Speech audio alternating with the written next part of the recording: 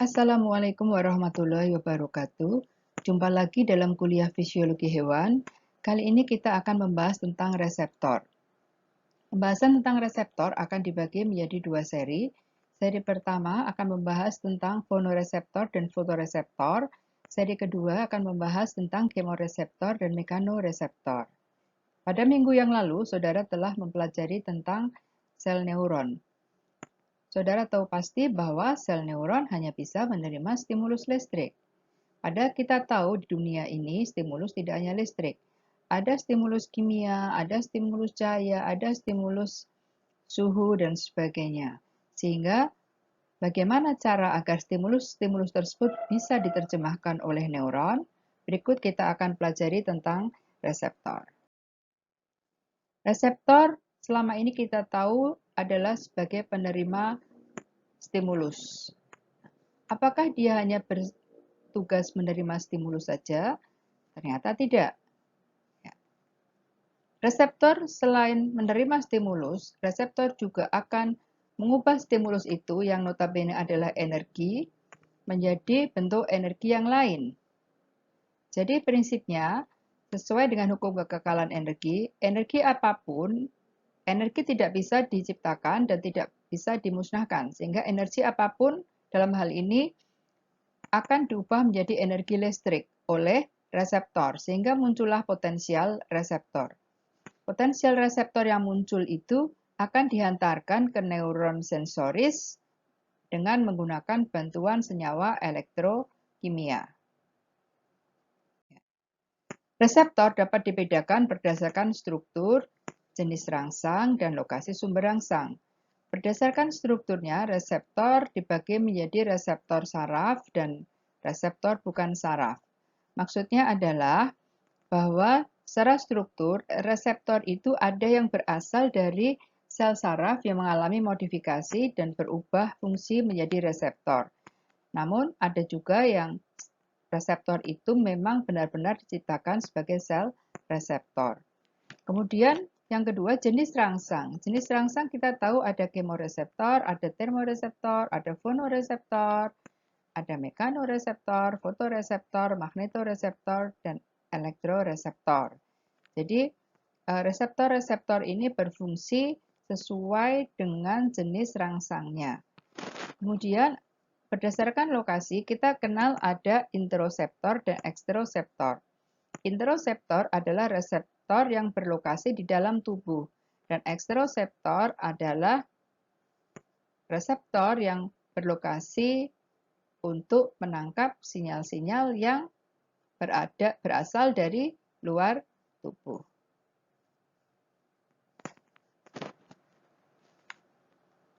Fonoreseptor seringkali juga dimasukkan dalam kelompok mekanoreseptor. Kenapa begitu? Saudara mungkin masih ingat bahwa suara sebetulnya adalah getaran. Getaran yang dirambatkan melalui suatu medium.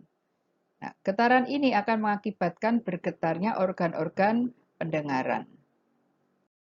Koklea. Ya, kemudian kita lanjutkan.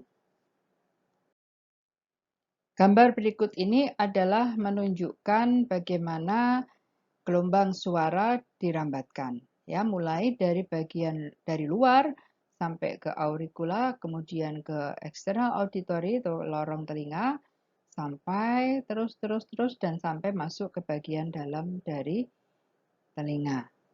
Ya. Kalau digambarkan secara skematis, gambaran dari gelombang suara ini adalah sebagai berikut.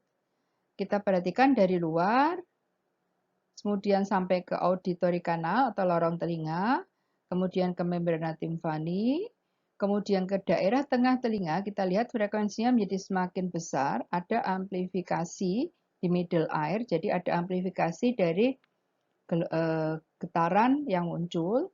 Kemudian kita lihat ya tambah besar, di oval window juga demikian, dan seterusnya sampai di bagian dalam.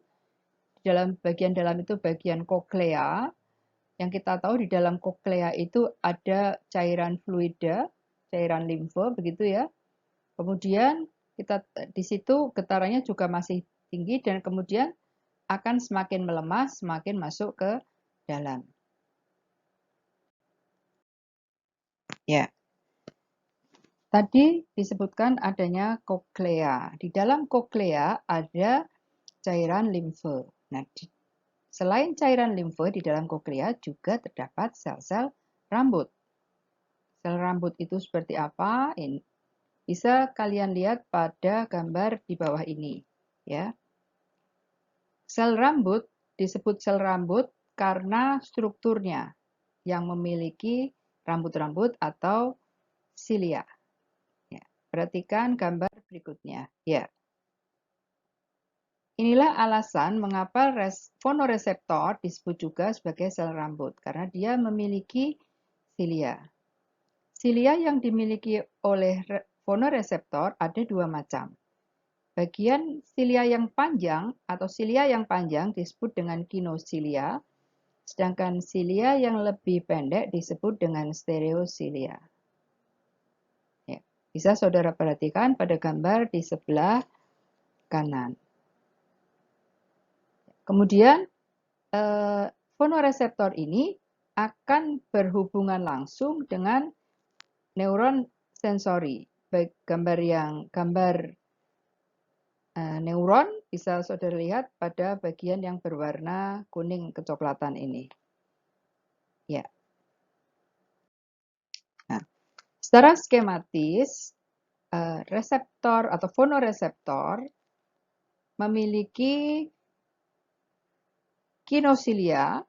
Kinosilia ini adalah yang berfungsi sebagai mekanoreseptor. Kinosilia mengandung atau memiliki protein motorik yang yaitu protein D9. Kemudian selain itu, protein ini akan memiliki fungsi untuk menggerakkan kinosilia ketika mendapatkan stimulus getaran. Ya, kemudian kita lihat stereosilia. Stereosilia ini memiliki saluran untuk transduksi ion kalsium. Ya, ini yang di bagian yang berwarna biru. Ini adalah saluran untuk transduksi ion kalsium. Nah, pada saat terjadi getaran, kinosilium akan bergetar. Kemudian kontrol umpan balik dari proses amplifikasi aktif akan melibatkan masuknya ion Ca2+. Ion akan berdifusi ke dalam kinosilium dan dia akan mengatur pembentukan gaya yang timbul pada protein motorik atau D9. Ya, perhatikan posisi dari kinosilia dan stereosilia. Anda perhatikan bahwa kinosilia bagian ujung terikat pada membran. Membrannya adalah membrana tectoria. Sedangkan bagian pangkalnya terikat pada membran basalis. Sedangkan stereosilia bagian ujungnya bebas, sedangkan bagian pangkalnya terikat pada membrana basalis. Seperti itu, ya. Pada saat getaran sampai di koklea, getaran akan menggetarkan fluida atau cairan limfe yang terdapat di dalam koklea. Ketika cairan limfe itu bergetar, otomatis sel-sel rambut atau fonoreseptor juga akan ikut bergerak. Gerakan dari fonoreseptor itu ada beberapa kemungkinan. Ketika kinosilia bergerak menjauhi stereosilia, atau dengan kata lain stereosilia bergerak mendekati kinosilia, yang terjadi adalah reseptor akan terstimulasi. Bentuknya apa? Bentuknya adalah kanal ion Na akan terbuka. sehingga terjadilah depolarisasi. Sementara ketika gerakan itu menyebabkan stereosilia menjauhi kinosilia atau kinosilia bergerak mendekati stereosilia, yang terjadi adalah hiperpolarisasi.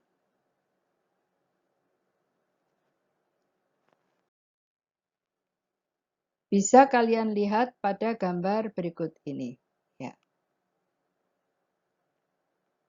Ya, ketika stereosilia condong ke kinosilia atau kinosilia bergerak menjauhi stereosilia, maka yang terjadi adalah depolarisasi yang menyebabkan neurotransmitter, dalam hal ini adalah aspartat dan glutamat, akan disalurkan menuju ke neuron sensoris. Ya. Kemudian ada waktu sekitar 90 second sampai kepada fase istirahat. Kemudian kita lihat bahwa ketika terjadi yang sebaliknya, yaitu kinosilia menjauhi mendekati stereosilia, maka yang terjadi adalah terjadinya proses penghambatan. Ya, proses yang Ibu ceritakan tadi bisa saudara lihat dalam diagram alir sebagai berikut. Ketika terjadi getaran di koklea yang otomatis menggetarkan cairan fluida atau cairan limfa di situ, maka akan terjadi deformasi sel rambut. Maksudnya adalah terjadi gerakan dari kinosilia dan stereosilia. Ketika gerakan stereosilia menuju ke kinosilia atau dengan kata lain kinosilia bergerak menjauhi stereosilia, maka kanal ion Na-nya akan terbuka, mengakibatkan terjadinya depolarisasi. Depolarisasi mengakibatkan kanal-kanal ion Ca-nya terbuka, kemudian vesikel-vesikel yang berisi neurotransmitter, dalam hal ini tadi glutamat dan aspartat, akan merapat ke membran presinaps. Terjadilah eksositosis ke celah sinaps. Eksositosis dari neurotransmitter tersebut akan bergerak menuju postsinaps dan di situ akan bergabung dengan reseptornya. Neurotransmitter yang telah bergabung dengan reseptornya akan menimbulkan potensial lokal pada membran postsinaps. Kemudian potensial lokal itu apabila terakumulasi akan menjadi dan mencapai ambang batas akan menyebabkan munculnya potensial aksi di membran saraf sensoris. Peristiwanya sama dengan peristiwa yang terjadi pada neuron yang telah saudara pelajari pada minggu yang lalu.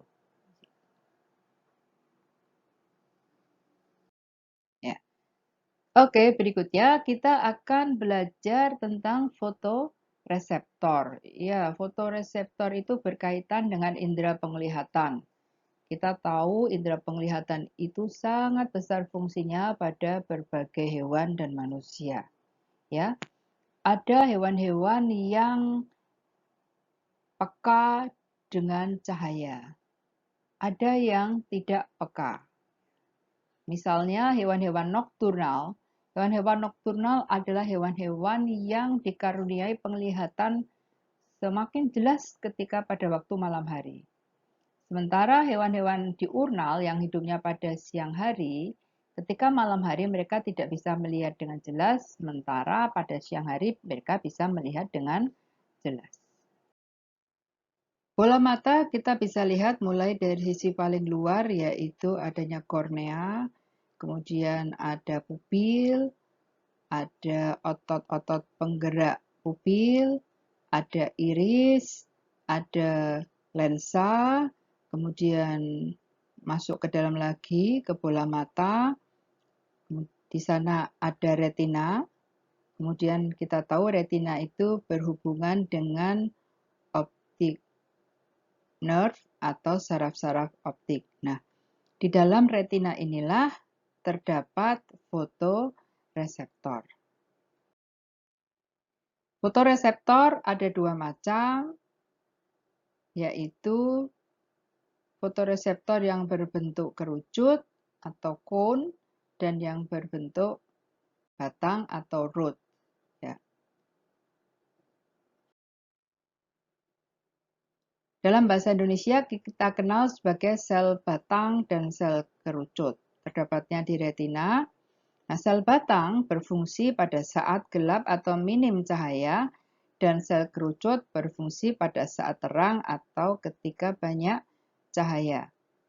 Mengapa disebut batang, mengapa disebut kerucut bisa dilihat dari dua bentuknya yang memang berbeda. Ya, ini adalah tampilan sel batang dan sel kerucut dalam mikroskop elektron. Dalam keadaan gelap, kanal ion Na akan terbuka. Akibatnya, konsentrasi Na di luar sel yang sedemikian banyak menyebabkan ion Na akan masuk ke dalam sel batang. Sementara ion K bisa jadi keluar karena memang membran tetap permeabel dengan ion K. Akibat bagian dalam dari sel batang dibanjiri dengan ion Na, terjadilah depolarisasi. Depolarisasi yang terjadi menyebabkan munculnya potensial reseptor. Potensial reseptor tersebut akan mendorong neurotransmitter yang berisi senyawa kimia untuk dilepas ke akhiran dari sel batang. Neurotransmitter akan dilepas ke celah sinaps, kemudian dia akan bergerak menuju ke neuron sensoris untuk bertemu dengan reseptornya. Ya, kemudian ketika terjadi kompleks neurotransmitter dengan reseptor seperti biasa, akan terjadi arus lokal. Kemudian akumulasi arus lokal apabila telah mencapai ambang batas dari neuron sensoris, maka pada neuron sensoris akan muncul potensial aksi. Demikianlah kerja dari sel batang ketika dalam keadaan gelap. Sebaliknya, apa yang terjadi ketika sel batang mendapatkan cahaya? Ya, kita tahu sel batang dalam kondisi terang tidak bisa bekerja. Penjelasannya adalah sebagai berikut. Ketika sel batang mendapatkan cahaya, maka akan terjadi reaksi fotokimia. Reaksi fotokimianya seperti apa? Akan terjadi perubahan konfigurasi rhodopsin, khususnya pada retinol dari sebelah cis yang tadi bengkok, akan menjadi all-trans atau lurus. Ketika sebelah cis menjadi all-trans, maka rhodopsin berubah menjadi lumirhodopsin. Akibatnya, retinol akan lepas dari skotopsin. Sehingga terjadi perubahan konfigurasi yang mengakibatkan enzim fosfodiesterase aktif. Aktifnya enzim fosfodiesterase akan mengakibatkan terjadinya hidrolisis pada siklo GMP. Hidrolisis pada siklo GMP menyebabkan kanal ion Na-nya tertutup. Meskipun kanal ion K-nya masih tetap terbuka. Kemudian, Na yang sudah terdapat di dalam sel batang akan dipompa keluar dengan mekanisme transport aktif. Akibatnya, di dalam akan terjadi kelebihan ion K atau menjadi lebih negatif. Kondisi ini menyebabkan sel batang mengalami hiperpolarisasi atau tidak terjadi penghantaran impuls. Sehingga sel batang tidak bisa bekerja. Ya. Itulah yang terjadi ketika sel batang berada dalam kondisi ada cahaya. Ya. Berikutnya kita akan membahas tentang bagaimana hewan beradaptasi ketika terjadi perubahan cahaya. Grafik yang di depan saudara ini menggambarkan bagaimana ada proses adaptasi dari gelap menuju ke terang. Apa yang dilakukan sel batang dan apa yang terjadi pada sel kerucut. Ya, Anda pasti pernah mengalami ketika lampu terang benderang, kemudian tiba-tiba lampu mati atau lampunya padam sehingga terjadi gelap gulita. Untuk sesaat, saudara pasti berasa buta atau tidak bisa melihat apapun. Namun, ketika seiring dengan berjalannya waktu, perlahan-lahan saudara akan melihat bayangan-bayangan dari benda yang ada di sekitar Anda. Nah, pada saat itulah terjadi proses adaptasi dari sel kerucut berpindah ke sel batang. Ya. Kita telah membicarakan tentang sel batang. Sekarang kita akan membicarakan tentang sel kerucut. Kalau sel batang tadi bekerja dalam kondisi gelap, maka sel kerucut bekerja dalam kondisi ada cahaya. Ketika ada cahaya, kanal ion Na membuka. Akibatnya apa? Ion Na akan masuk. Terjadilah proses depolarisasi. Depolarisasi menyebabkan munculnya potensial reseptor pada sel kerucut. Potensial reseptor yang muncul menyebabkan kanal ion Ca-nya membuka, ion Ca masuk, dan neurotransmitter didorong untuk dilepas ke celah sinaps. Kemudian neurotransmitter akan bergerak ke membran posinaps, dalam hal ini adalah membran dari neuron sensoris, membentuk kompleks neurotransmitter reseptor, sehingga muncullah arus lokal. Akumulasi dari arus lokal, jika mencapai ambang batas, maka akan muncul potensial aksi pada neuron sensoris. Ya, saya kira ini mudah karena Anda sudah memahami betul apa yang terjadi, mekanisme yang hampir serupa yang terjadi pada sel saraf. Ya. Sel kerucut itu memiliki pigmen warna iodopsin. Kalau sel batang, tadi pigmen warnanya bernama rhodopsin. Sel kerucut namanya iodopsin. Terdapat 3 varietas iodopsin, yaitu pigmen yang memiliki spektrum absorpsi maksimum pada warna merah, pigmen yang memiliki spektrum absorpsi maksimum warna hijau, dan pigmen yang memiliki spektrum absorpsi warna biru. Ternyata asosiasi dari ketiga pigmen warna tersebut menghasilkan interpretasi warna oleh sistem saraf. Ya. Interpretasi warna dalam sistem saraf bisa digambarkan melalui grafik berikut ini. Nah, saudara perhatikan pada aksis itu menunjukkan atau sumbu X menunjukkan panjang gelombang. Kemudian pada sumbu Y menunjukkan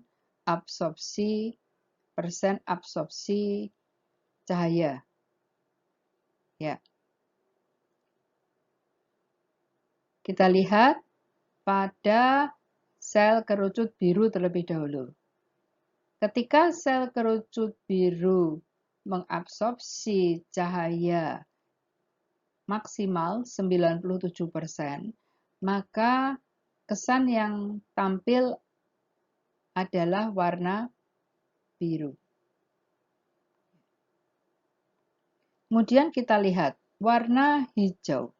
Warna hijau itu dia bukan berasal dari kerja sel pigmen tunggal, tetapi ternyata dia merupakan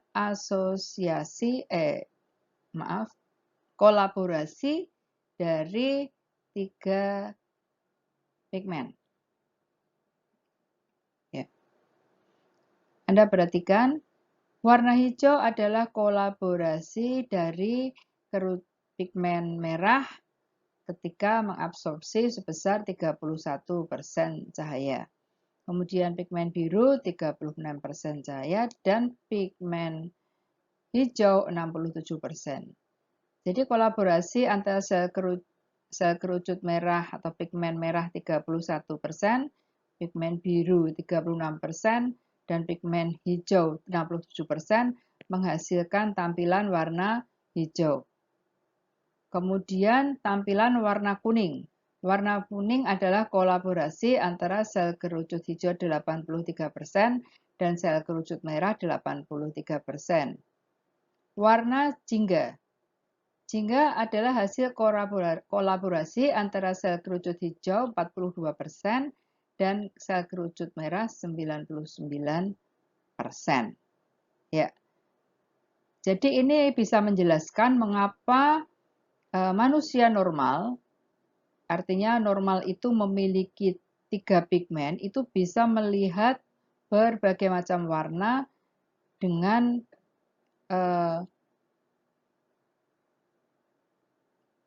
tingkatan yang berbeda-beda. Ya, kita kenal misalnya ada biru muda, biru tua, biru langit, ada hijau muda, ada hijau lumut, ada hijau tua, ada hijau daun, dan sebagainya. Kemudian untuk warna merah juga kita melihat berbagai macam tingkatan warna merah.